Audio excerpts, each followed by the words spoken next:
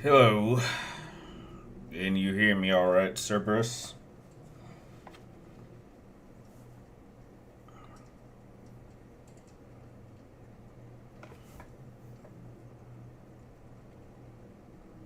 Okay. Uh, I hope your day's going well.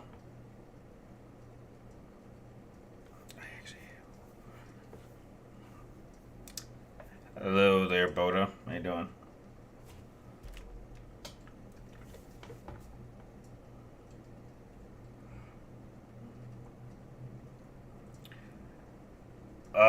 Very kind of busy, productive. I'm gonna end up uploading like 5 videos in one day. I already got 3 of them up. I thought about filming like a sixth one. Uh, Pretty much talking about what the hell happened in the latest episode of The Acolyte, which I didn't see, but I saw enough of it. I saw enough information coming out that I was kind of pissed off, and I was just like, what the hell is this crap? I was just like, these guys are blatantly trying to just mess crap up on purpose. Like, you know what? Like, I don't think anyone would have a problem with the bullshit they're doing if they just made it its own separate thing and didn't connect to anything.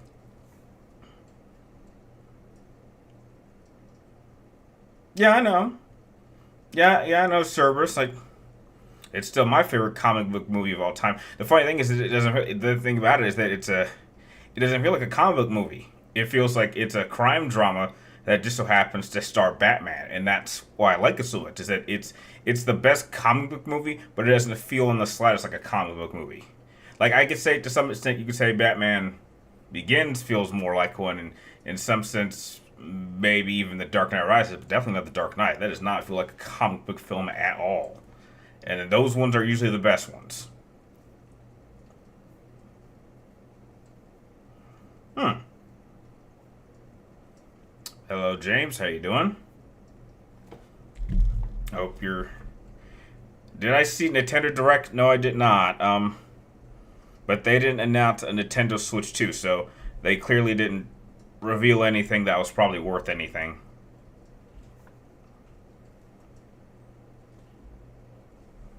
So that's kind of the thing. It's like they didn't really announce much. And this, I'd say, outside of the Xbox showcase, none of these shows have really shown it has really got me excited for next year. There's like maybe they were like I would say there's like maybe now I feel a little bit better for this year because there are like maybe 2, maybe 3 games coming out for the rest of the year I'm interested in playing, but I'm like my attention is really more focused on what to do for next year. That's where I think it'll start getting good. Hmm, it's kind of quiet. No one's really showing up. That's a little unusual. Everyone was expecting more remakes and ports. No, I don't want remakes or ports. I just want like new games, new exciting games. I mean, like it's like the movie industry. It's like, well, show me something new that's interesting. Don't just go back to what's been proven and just remake it or make a sequel. I mean, that's something that all of them are having problems doing. So, when you play the Switch, do you use the Joy-Con or a Pro controller? Oh, definitely Pro. Yeah, definitely Pro. And funny thing, I actually haven't played my Switch in a while. I haven't really had a reason to play it. I've played everything that's come out that I really want to play. Uh, I think there's like one game I want to review for it. I'm not sure if I did. Maybe I think maybe I did. I want to know if I'm pretty sure I did. I want to review Super Mario RPG, which I really enjoyed. But yeah, kind of lackluster right now. Right now, just trying to keep my mind focused on a couple of trips coming up soon. Dang, I gotta admit, it's real quiet. Usually there's a lot more people here by now. But I think that's kind of going universal across my channel because, like, I posted 3 videos and, like, Hardly anyone's seen them, and these are good videos. These are videos that would definitely get a lot of attention. So, where am I planning on going? Well, first, I have MGS Con next month, and that's July 20th. But the day before that, I'm actually gonna spend a day at Disneyland with my friend Rachel, who I saw last year. But I figured since I hadn't been to Disneyland in about 5 years, like the last time I went to last time I went to Disneyland, I met my friend John there, who I've known for 5 years. So I figured, okay, we'll go back one more time and try to go on like some of the newer stuff that they got. On top of that, there's like a couple of key items there I want to pick up. And then the next day is MGS Con, and that's at a much bigger place. And then in the end of August, I'm gonna go to Texas and spend maybe a week with my brother. And then after that, I want to say late September, as kind of like a birthday gift to me. I was gonna plan like a 3-day trip to Hawaii because I'd never been to Hawaii, and it's just like I feel like normally I would save that for like I would save a trip like that like if I was like dating a significant other, but I just kind of feel like, you know what, to hell with it, let's just go just for myself. I feel like it's one of those places that you want to visit at least once, and then if I have like a good enough reason to go back, then I'll actually like I'll know like a few things if for a possible return trip maybe. But yeah, those are really my travel plans for the rest of the year. Outside of Woody and Buzz from Toy Story, which Pixar pair are also your favorite? Flick and Dot? No. Sully and Mike, or Marlin and Dory. I guess out of those three, I would say probably Mike and Sully. Like I like finding Nemo, but I don't love it. I really like A Bug's Life, but like Flick and Dot, I always kind of saw that as like a brother sister relationship, even though Dot has Princess Ada as a sister, but like I really like that dynamic. And Sully and Mike are like best friends, so that's kind of the one I gravitate to more. So yeah. Damn, it is quiet. I'm assuming everyone's busy with something, but damn, this is like after multiple weeks of like busy live chats. Like it's a little unusual to have a quiet one. Like I'm questioning if I even want to do a mystery stream afterwards.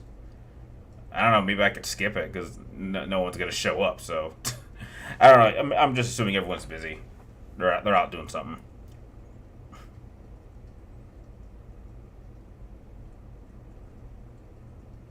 Have you watched the new season of The Boys? Yeah, I've seen it. It's okay. I don't like it as much as previous seasons. I think that it's going steadily in decline. Like, Butcher's dying. Apparently, Sister Sage doesn't like. The thing is that she doesn't seem like the smartest person. She just seems to be very observant and direct. Like, she's just kind of stating the obvious, and I think the writers, I don't like the writers aren't really showing me why she's so smart. Because if she's so smart, then why would she be living in a crummy apartment where we found her? Like, that doesn't make any sense. Like, if you're really so smart, then why aren't you, like a quantum engineer or using your intelligence to, to further yourself? You just kind of like lay on your ass and eat chicken skins, which that was disgusting to watch. I cringed, but like, and then you have that crazy orgy centipede scene, which, after things I'd seen in previous seasons, I wasn't as shocked. So like the shock value's gone down. I think Homelander is getting a little bit unstable. I mean, that was obvious, but like now it's much more apparent. What the hell did the actress to play Starlight do?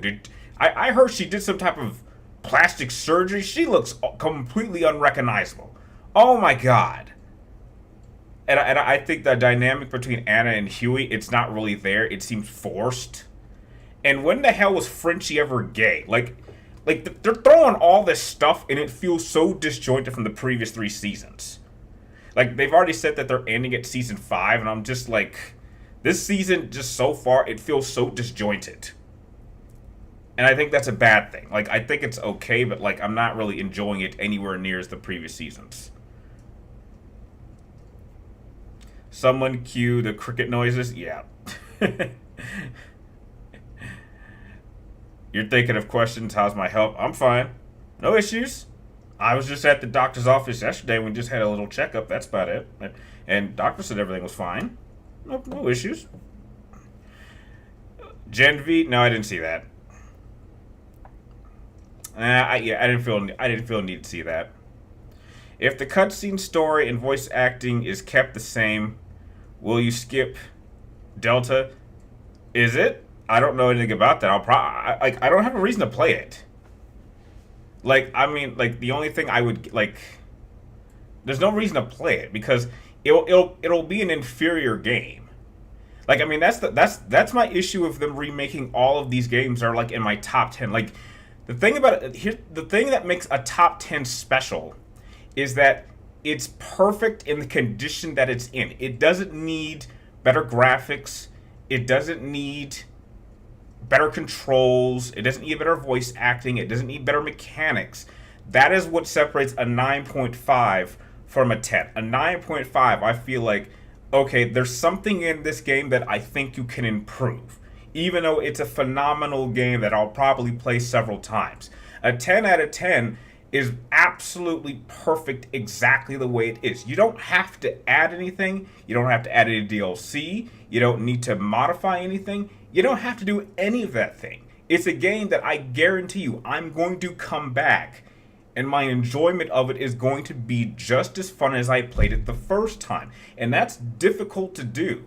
So when you remake something and you feel like, oh, I can make this game look better, I can upgrade the controls, I can improve the voice acting, you're taking away elements that made that game a 10 out of 10.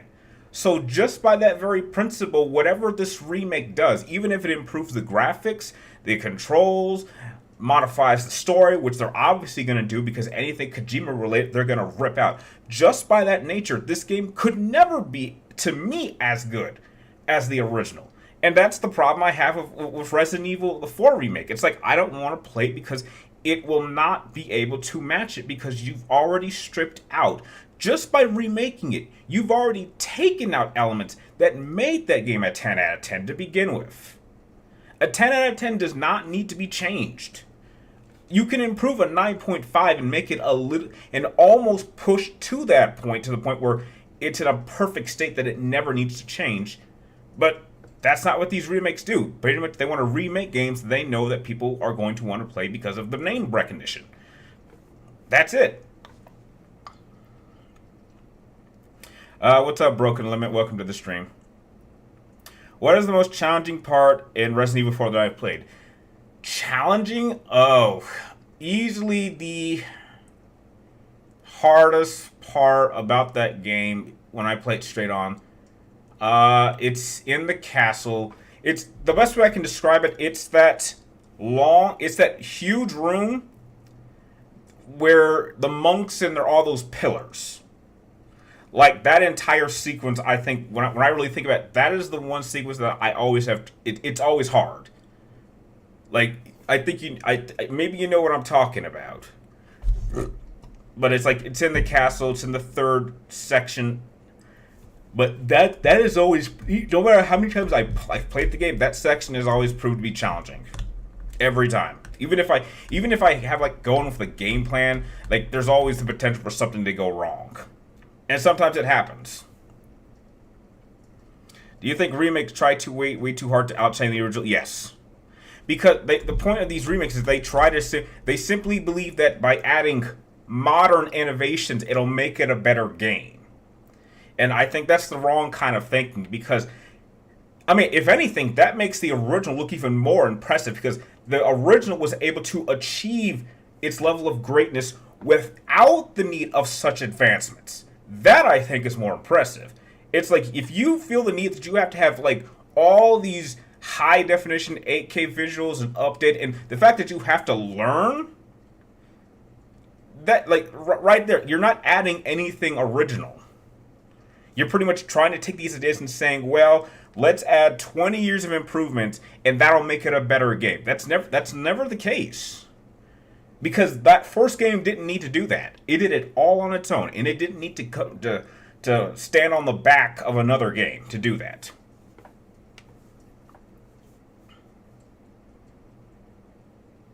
How would I feel about the remaking Metal X? Okay, you see, now something like that, I would be okay with, because most people didn't even play those games. If you're gonna remake it, you definitely could go that far back.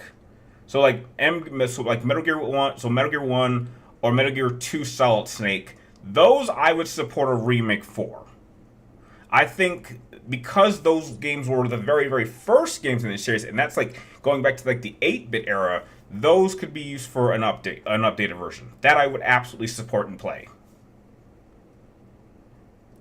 Have I tried using the Prudent voice spell in Dante's Inferno? No, I haven't played Dante's Inferno in some time, so, no. I think I know what you're talking about, but no, I don't think I ever need to use that. Do you think they could add narrative choices to Mortal Kombat? You could, but I mean, then you'd end up having multiple different endings, and the question is, do you want to go through that much trouble? And if you go through that much trouble, how are you going to try to connect this story to the next game? I mean, that's the challenge of it, having all these multiple different endings, which you can do for individual characters if you're doing the tower, but you always have to make sure there's one definitive ending for your story. And I'm not sure if you went down that road, you probably couldn't do that. Am I getting Marvel vs. Capcom Collection? It comes with an X-Men fighting game? No, I'm good. Don't do Marvel vs. Capcom. That is not my fighting game. Do I think Wolverine is an overrated character? I wouldn't go so far. Okay, well, now people are showing up. Where'd all these people come from? I wouldn't say he's overrated, but I would say that he's gotten a lot more popular in the past 20 years. Because up until, I'd say, the first X-Men film, Wolverine was never like a main character. He was always like a B-level character. So much like Iron Man, Iron Man was like a B character. Then these films come out, and then that pushes him to like A tier. And so I think Wolverine had like the same effect. So I don't think he's overrated. I just think he's just gotten more popular thanks to the films in the last 20 years. Who's my favorite Mortal Kombat character? Scorpion. That's easy. Here's what NetherRealm could fix. No more character chapters. But here's the thing, Black Wolf. Character chapters, that's been a thing for like almost 15 years. You have to remember, when you think about Mortal Kombat's 1 to, I want to say 7. So that would be Mortal Kombat 92 all the way up to Armageddon. There were no character chapters. There wasn't a story. You just picked a character and you would play through a tower. I mean, you could say that in Armageddon they did have a campaign with Sujinko, but that was kind of like an action-adventure type story. But like story chapters were first introduced in Mortal Kombat vs. DC. And then that continued in 9, and that continued into 11, and then 12, and then Mortal Kombat 1. So and that started back in 2011. So story chapters have been a thing for quite some time. I don't think they would feel the need to want to change that. I don't know how you get around that. Like, because up until such point, Mortal Kombat, up until I'd say Mortal Kombat vs. DC, had never had a campaign or a story. Like that's a crazy thought, but that is the truth. I think the Sujinko campaign and Mortal Kombat Armageddon was Midway's first attempt to try and tell a story in a Mortal Kombat game to a franchise that had very little plot. And then they've kept going since then. And I've been okay with that. Because Street Fighter's done the same thing, but I think they started even earlier. I think, as I'm pretty sure, doesn't Street Fighter 4 have like somewhat of a campaign that has character chapters? As someone who's never played, it's just from what I've heard.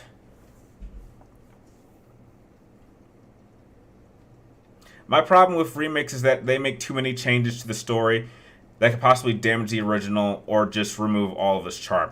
Yeah, you could do that, but like in some cases, that's why I view like Resident Evil 4 original, that's like one timeline, and then the remake is like its own timeline that's completely separate. Anytime you try to mix them, then you have problems, which is like my issue with the last Resident Evil movie, which is why I didn't watch it. It's like, why are you taking remake Jill and having her team up with original versions of the characters? Because now you're mixing two different timelines, and so and for God's sake, she's still wearing the exact same clothes she was wearing in 1998. That made no sense. Like, it's the exact same Jill. Like, just give her a different look. Like, is it really that difficult?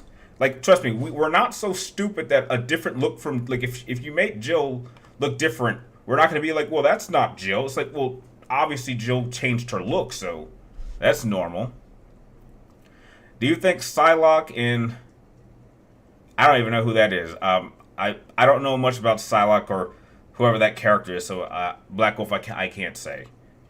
As for remasters, I'm fine with them if it's for games that are stuck on old gens. Yeah, that makes sense.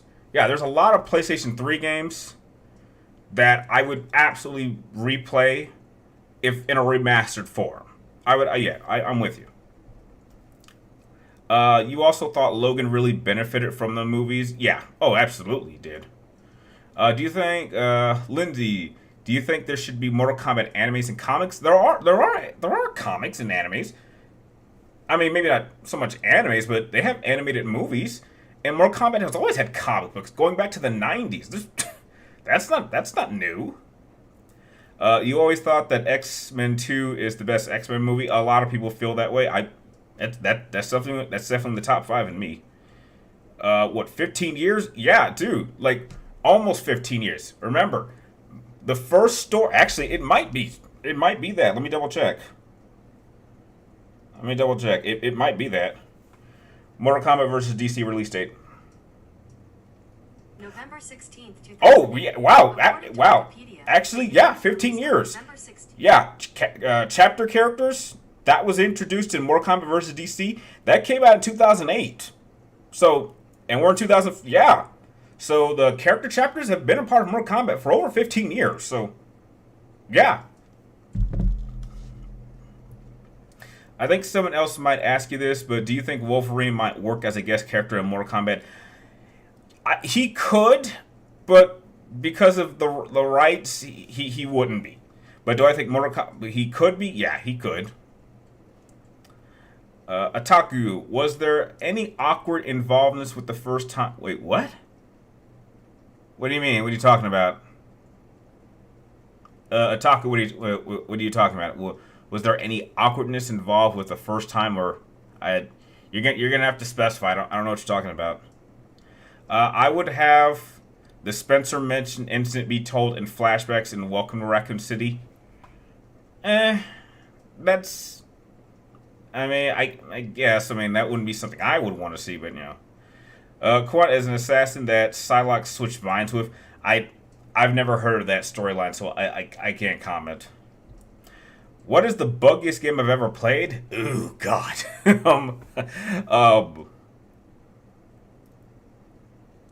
Probably Cyberpunk 2077 at launch. Holy shit, was that buggy. Bugs and glitches and crashes. That was easily the most buggy game. That game, like, I think everyone agrees that game was released in a horrible state. Like, if you play Cyberpunk now, like, now it's a fantastic game. Like, it just sucks that it took so many years for the game to be the game it should have been at launch. But yeah, definitely Cyberpunk. Oh, I can't tell you where that happened. But no, it wasn't awkward. Um, it was nice. It was very pleasant, nice time. And to be on record, I still keep in contact with that person. She's actually a friend of mine now, and we talk like almost every day, almost every other day, and it's been like that for years. I knew her for a couple of years before it happened. So no, I just think you just keep a positive attitude, and don't feel.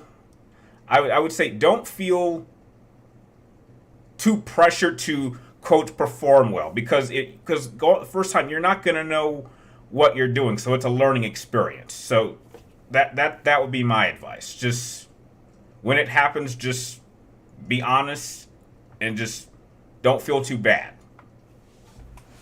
I mean, like, trust me, no one's gonna be a master at it the first time. I mean, you're not really gonna know what you're doing, so you're gonna have to learn. So it was kind of nice to have someone who definitely knew what they were doing, kind of guiding me through the process, and I didn't feel bad about it. Would you tell a different Mortal Kombat story set in the 60s, 70s, etc., with reimagining characters similar to Telltale games? No. No, that doesn't work. No.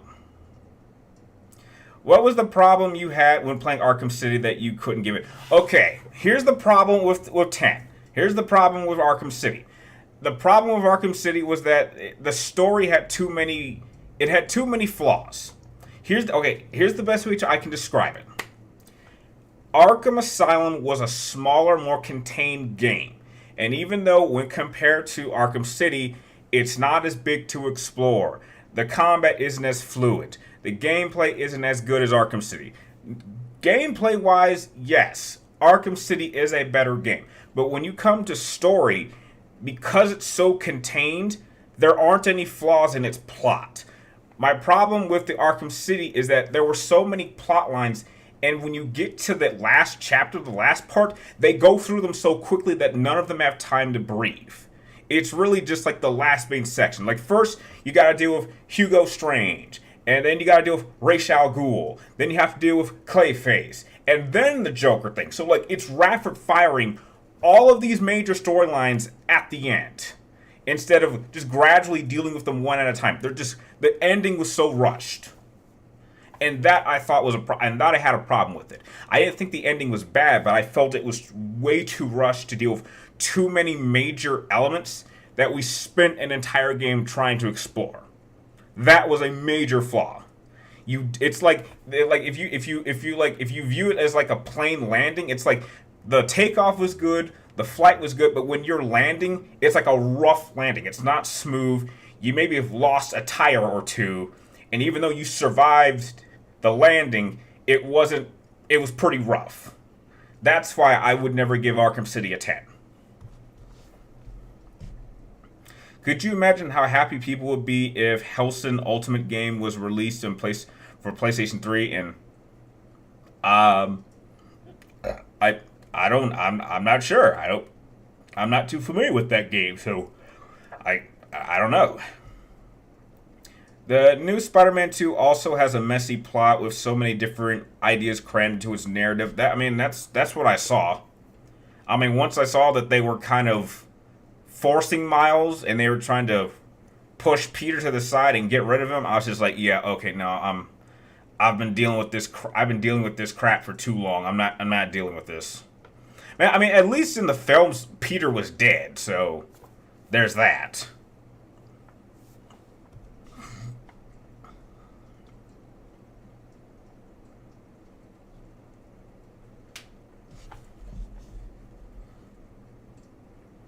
All right, well, we got 30 minutes.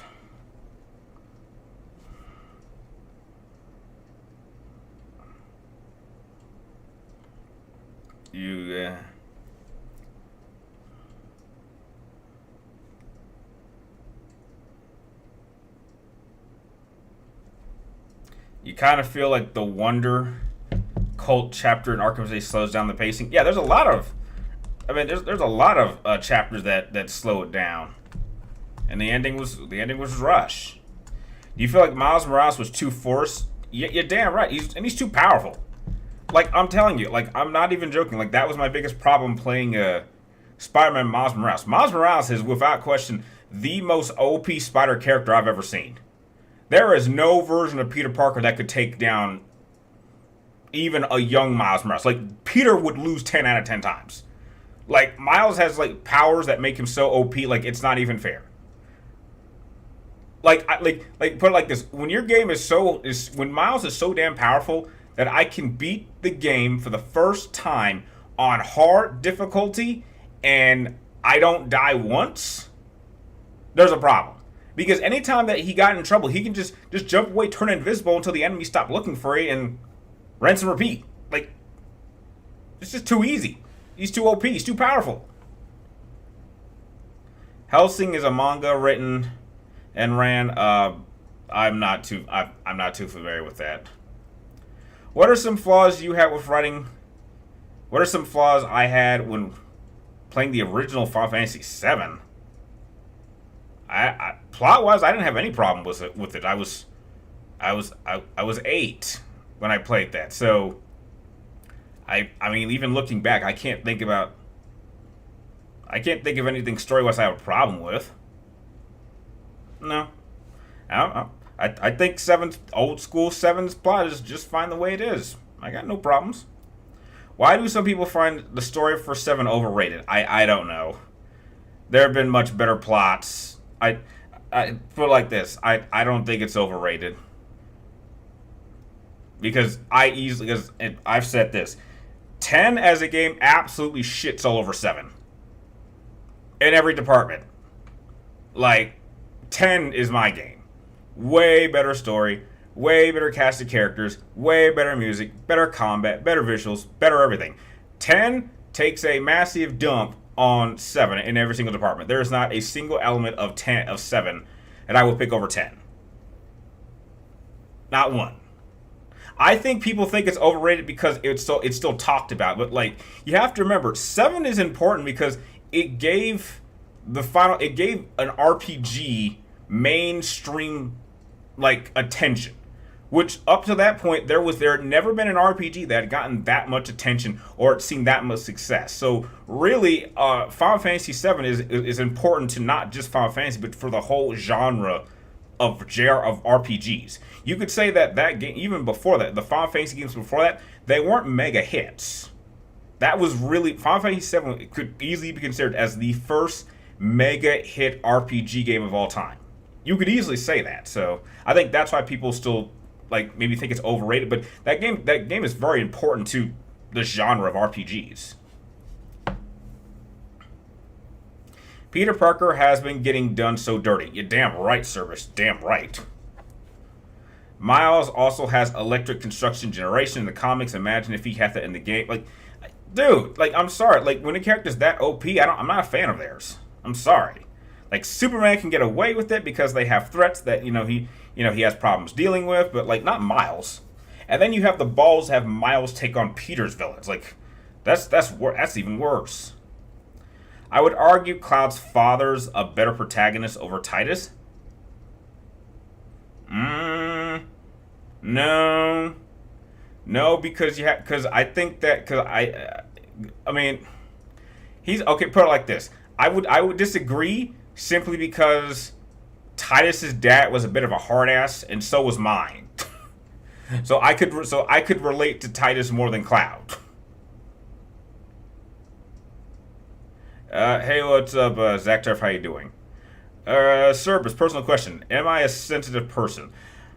I have moments like that, but like I keep those very buried. And if I do have sensitive moments, I don't let anyone see it and I don't talk about it.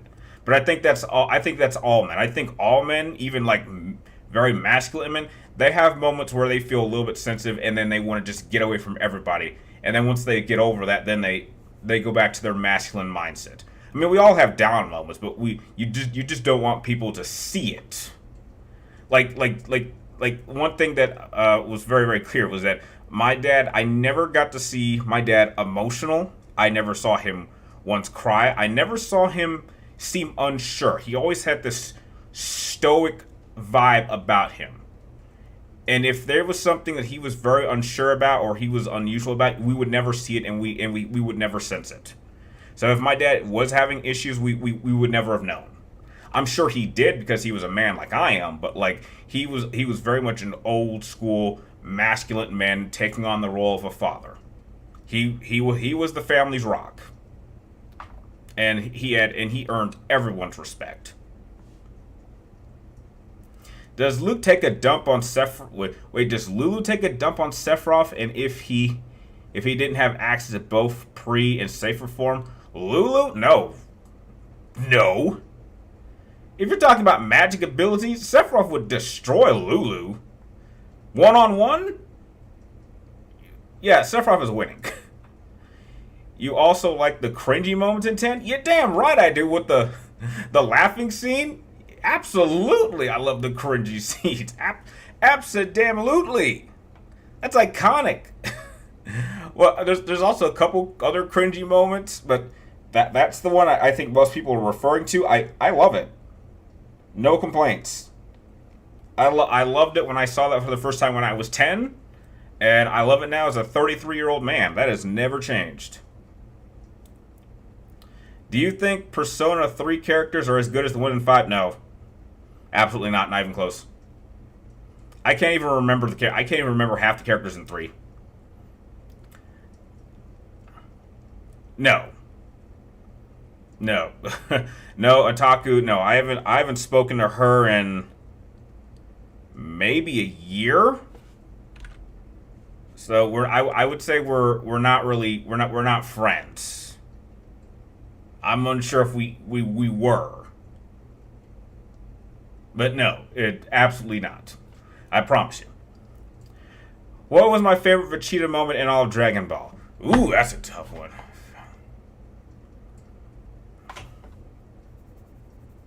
God, there's so many good ones. I could go with Final Explosion against Boo. That was a good one. There's also Vegeta going to Super Saiyan Blue Evolved. That was a moment. Vegeta breaking Babidi's control. That was a moment.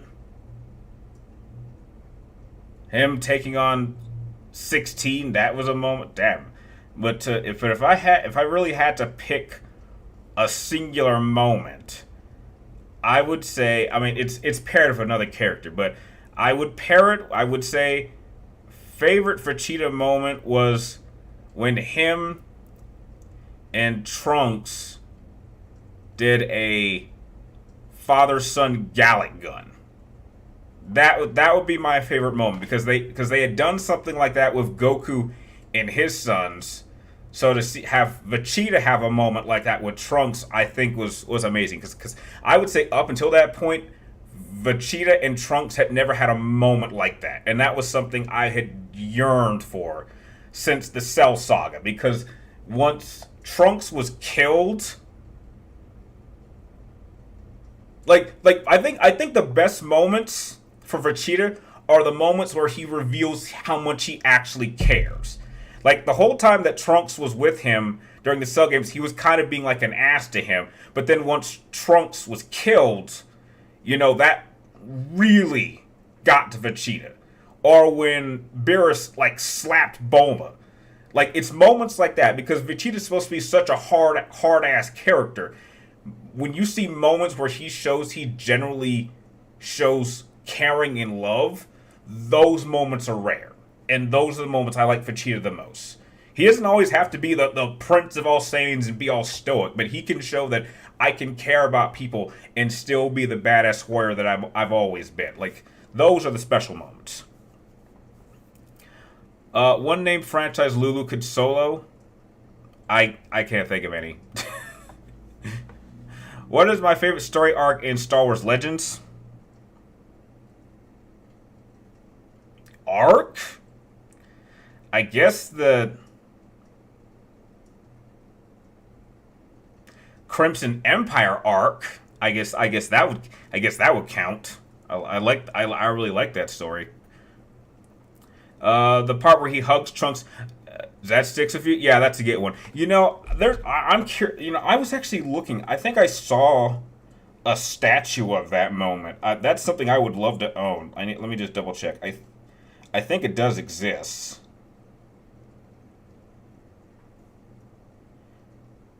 Uh,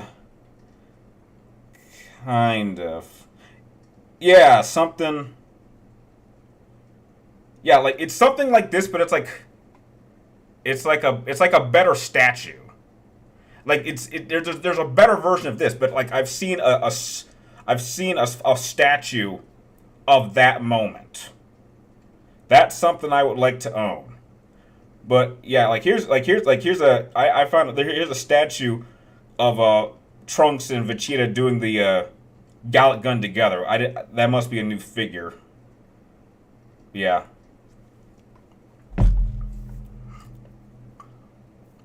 What's my favorite movie that starred Kevin Costner? Hmm.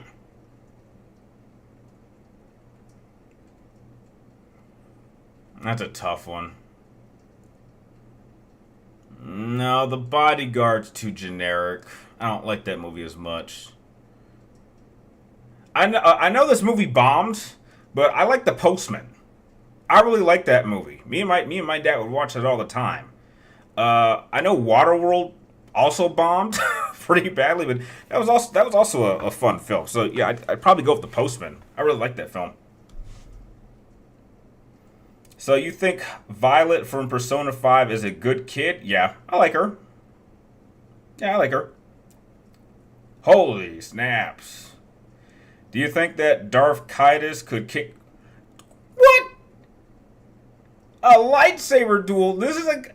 You're damn right he could. You're talking about someone who can, like, go toe-to-toe with Luke, like, the top-tier lightsaber duelist. Like, this is a guy who took down Mara Jade. This is a guy who outfought Kyle Katarn, who, mind you, at the time is the battle master of the Jedi Order.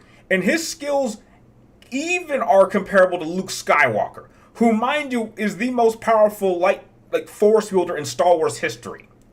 And he was only taken down by his twin sister. So, oh my god, yeah, of course, Kaitis is easily like one of the most powerful Sith ever. Like, way more powerful than even Vader. Like Vader's grandkids and Darth Kaitis and Jaina Solo would totally destroy Darth Vader. No question. Oh, snap, bro's here. Oh, your favorite is Mr. Brooks? Oh, okay. Hey, bro, how you doing? Welcome to the chat. It actually started kind of dead, so I'm surprised everyone's kind of semi-showing up now, but it looks like a lot of people have left also. I figured it was just a busy day. What's my favorite quote in Dragon Ball? Favorite quote? Well, I'm not sure if it's a quote, but how do I say this? It was okay. I think my favorite quote. I don't know if it's a quote because Vegeta just says to a character, but I'm not sure it's something you could quote. Well, maybe you could quote. But he says he's fighting Android 16, and he says, "Does a machine like yourself ever experience fear?" I'm not sure if that counts as a quote, but that line always stuck to me. Have I ever tried Red Earth? I've never heard of that. I don't know I don't know what Red Earth is, Black Wolf. So I guess that's a no.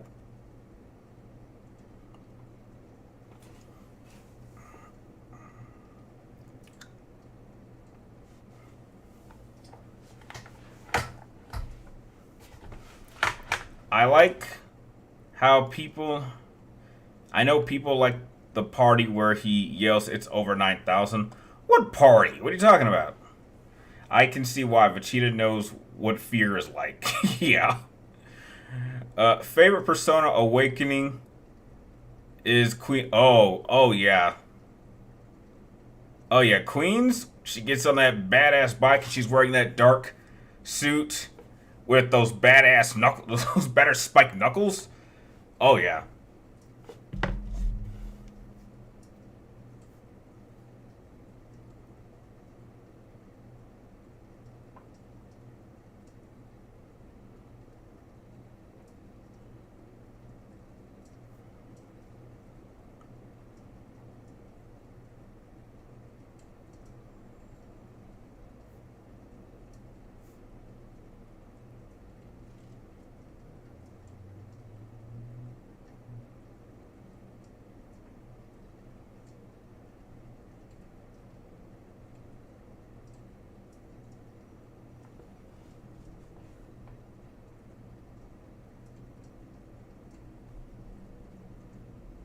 I meant to say part, but I got autocorrected. Don't worry, it happens. Uh,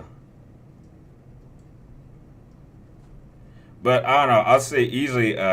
My favorite, my favorite love interest in Persona 5 was the newest one they added was Kasumi.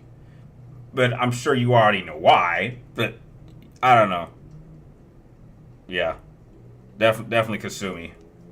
Once Kasumi showed up in Royal Edition, she outdid Anna. I did Anne for I romanced Anne in my first playthrough. I romanced Makoto's in my second playthrough, and then once they released the Royal Edition, I romanced Kasumi, and I was like, okay, that's the new number one, easily.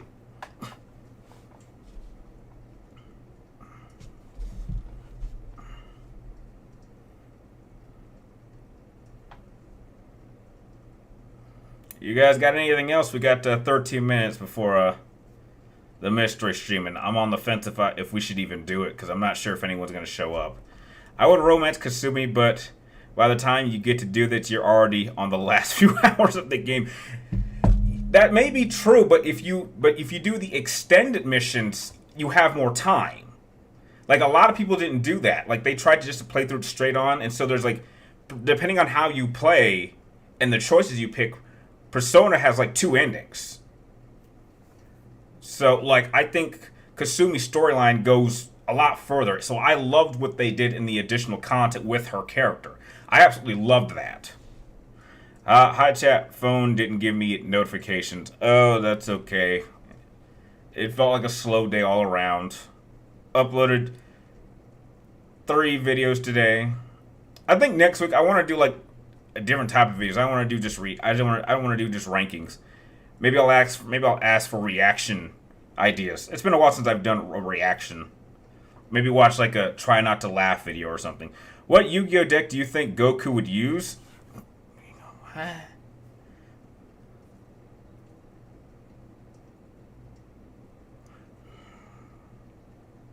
That's hard. I don't know. I don't know. That's hard. I don't know all the decks, so I'm the wrong person. Tensi comes to mind. You'd think that, but I think that deck's a little. Here's the thing: Goku's not a very he's not a very intelligent person. So even if you gave him that kind of deck, I don't think he would be able to figure that out. That's a very complicated deck to figure out, and Goku's not a complicated person. So do you really want to give some like Goku's only smart as a fighter, but he's a pretty stupid character. So I don't think like a deck like that you'd have to simplify it. It would have to be a simple deck. So you don't want to throw something that has a bunch of synchros and links and all this crazy stuff. It's especially links. Good God, I don't even use links. Like I've like maybe like 1 or 2 links in most of my decks, and those are only I use like in desperate moments.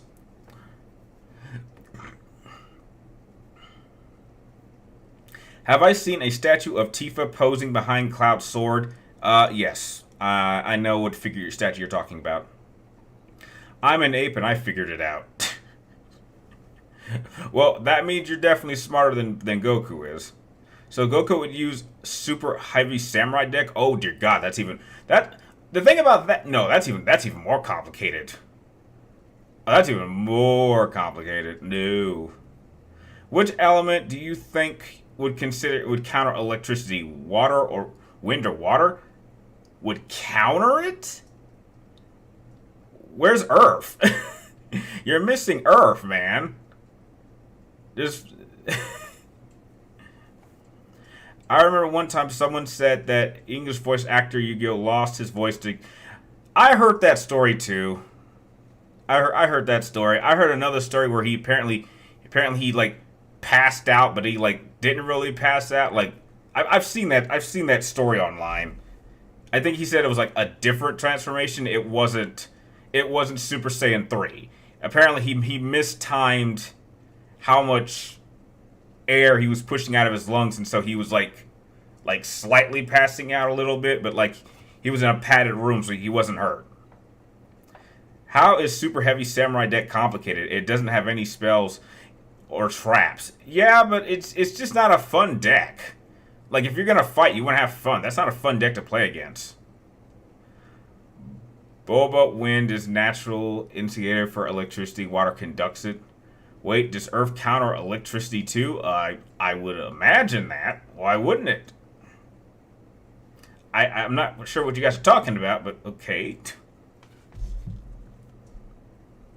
Alright, we got 9 more minutes. Oh, finally somebody... finally, someone shared their ranking on my Star Wars video, and that is definitely an interesting ranking. But he probably saw Rebels and I didn't, so that does make sense.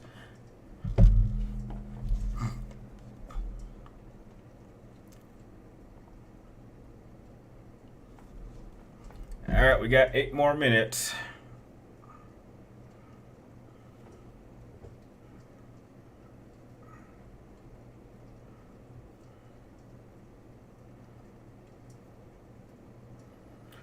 What was my favorite subject in school? Let's see. I think it depends on what school I was in. I think elementary school, it was PE. All elementary school was PE. I was a very outside person until my brother introduced me to PlayStation. And then he changed my life forever and then kept me inside for all that time. I was a very outside person, so you can blame him.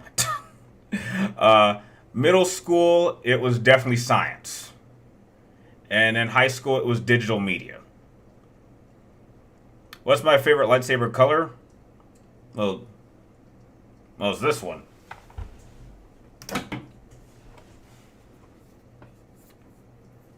Might mess up the camera.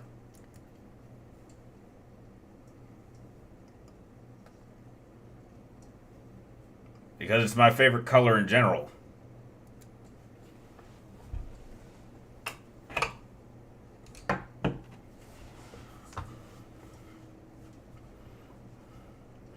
I'm asking just because I think Peter would have some sort of elemental base attack. Nothing. He's got nothing. Oh, you're talking about Peter versus... Yeah, no, Peter could not win. Peter could not... Even symbiotes Peter could not win against Miles. Not even like a low-level Miles. Like a symbiote... Like, and the game proved it. like, there's no version of Peter Parker that could beat Miles. Miles is like too OP, and it's not even fun. Who's my favorite Marvel character? It's Spider-Man. It's always been Spider-Man. Peter Parker, Spider-Man. Spider-Man is my favorite solo Marvel character. Batman is my favorite solo DC character. And then when you go to teams, the X-Men has always been my favorite overall comic book team. Way better than the Avengers. Way better than Justice League. Especially the Justice League.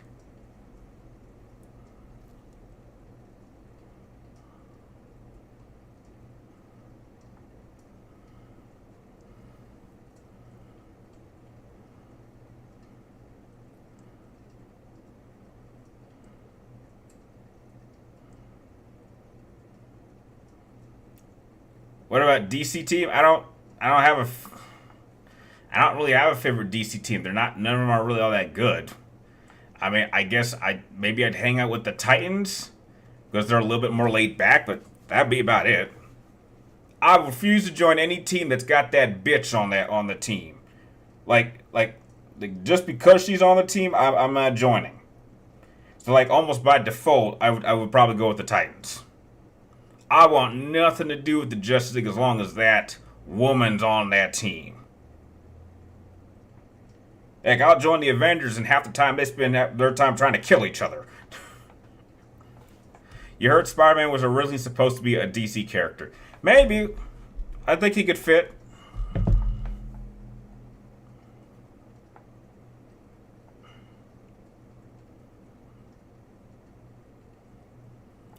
I wonder if you think Phantom Thieves would be a good team compared to the Titans.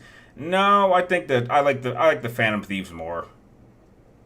I like Phantom Thieves more. It's a lot more fun. And when you're saving people, heck, why not have a little bit of fun how about some fun in the process? You're damn right it is, Cerberus. That hasn't changed.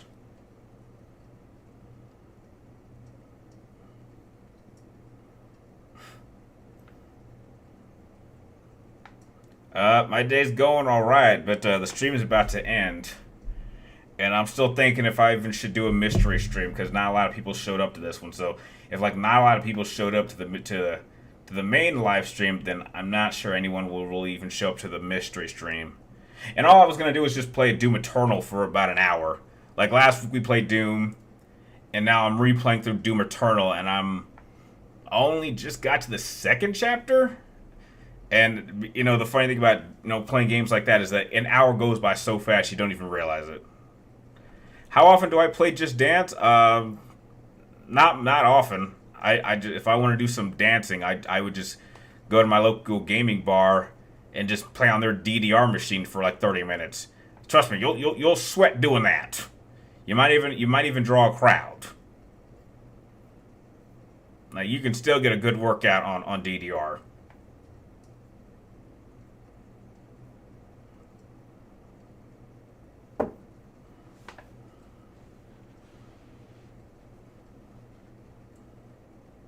Well, he's here, but I'm not sure. I don't know. Maybe. I don't know if he'd be up for that. I'm not sure he's still in the chat, but next time I talk to him, I'll ask him. What do I have? What do you mean? What do you mean? What do you mean? What do I have? What are you talking about?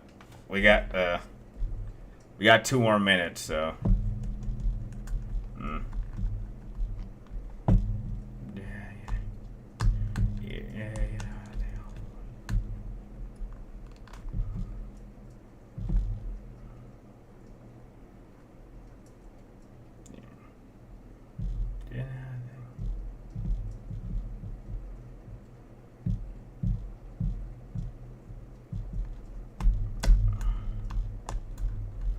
Yeah.